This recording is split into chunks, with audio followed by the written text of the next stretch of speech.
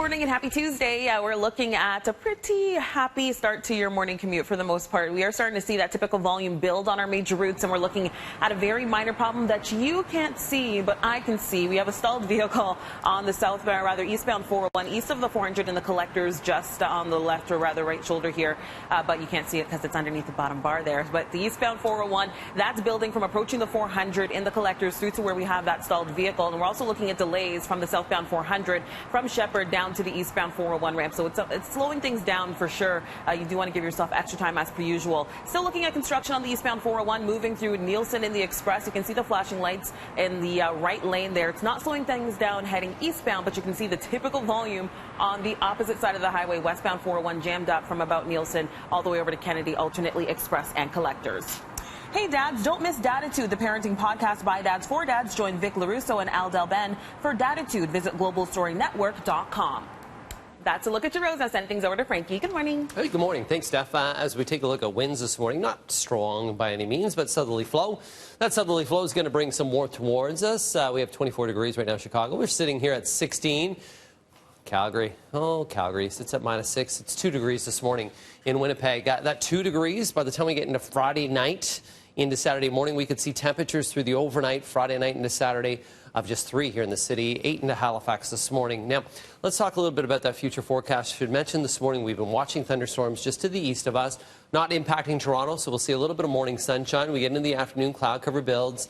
Potential of seeing some pop-up showers as it's going to be a hot, humid day. Daytime highs of 29. Feeling like 37, but into the overnight, cold front moves through. About 10 o'clock, we're going to get into some heavier rainfall that moves through. And then tomorrow, Wednesday, looks like it's going to start off a little bit on the wet side and pretty wet overall Wednesday into Thursday with temperatures falling through Wednesday. Daytime highs, as I mentioned today, near record-breaking at 29. Humidex 37. Tomorrow, we start at 19. We fall down to 13. Then as we work our way into your Thursday, we'll start off soggy and a daytime high of 14 with a cool northerly flow at 20 to 40 kilometers per hour. Now it's off to your news. Fewer shootings, nearly 250 arrests, and over 500 charges. Toronto police updating how its fight against guns and gangs is going.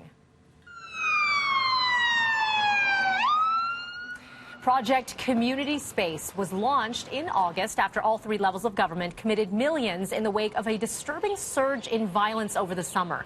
And now we are 6 weeks into this 11-week plan. The force says shooting incidents have gone down 30%.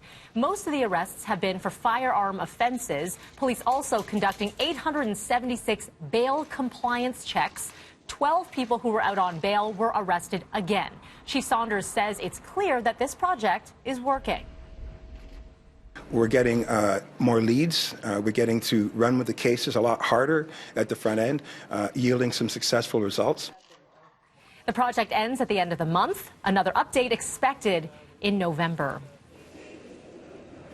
Jamaican Grammy-winning reggae star and actor Louis Rankin has died in a car crash here in Ontario. Now, it's reported Rankin was killed in a crash with a truck on Highway 89 yesterday. Rankin, born as Leonard Forbes in St. Thomas, Jamaica, he was best known for his role as Jamaican drug lord Ox in the 1998 film Belly and for his 1992 dance hall hit Typewriter. He had just put on Instagram on Sunday that he was in Toronto filming a movie. Louis Rankin was 55 years old. To world news now, a massive display of military hardware and troops in Beijing to mark the 70th birthday of Communist China.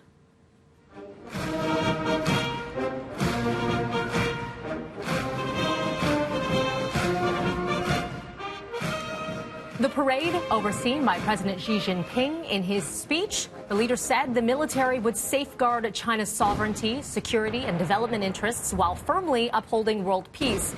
This is the most important annual event of the year in China. 15,000 soldiers, 70 floats, and 100,000 civilians taking part in the more than 2-hour parade.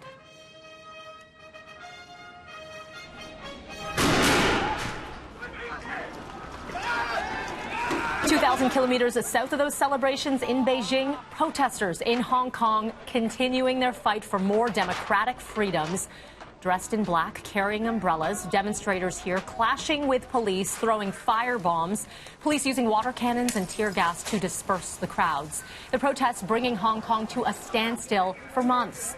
It is the worst political crisis the city has seen in decades. And to Taiwan now, have a look at this. That is the moment a bridge collapses in a busy fishing port this morning.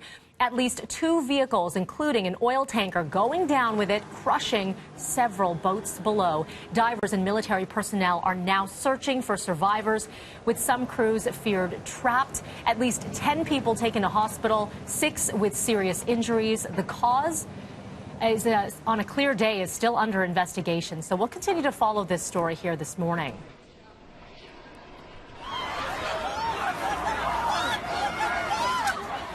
Today marking the 2nd anniversary of the worst mass shooting in modern U.S. history. It was on this day 2 years ago, a gunman fired from a 32nd floor of Las Vegas's Mandalay Bay Hotel into a concert crowd below, killing 58, injuring more than 700.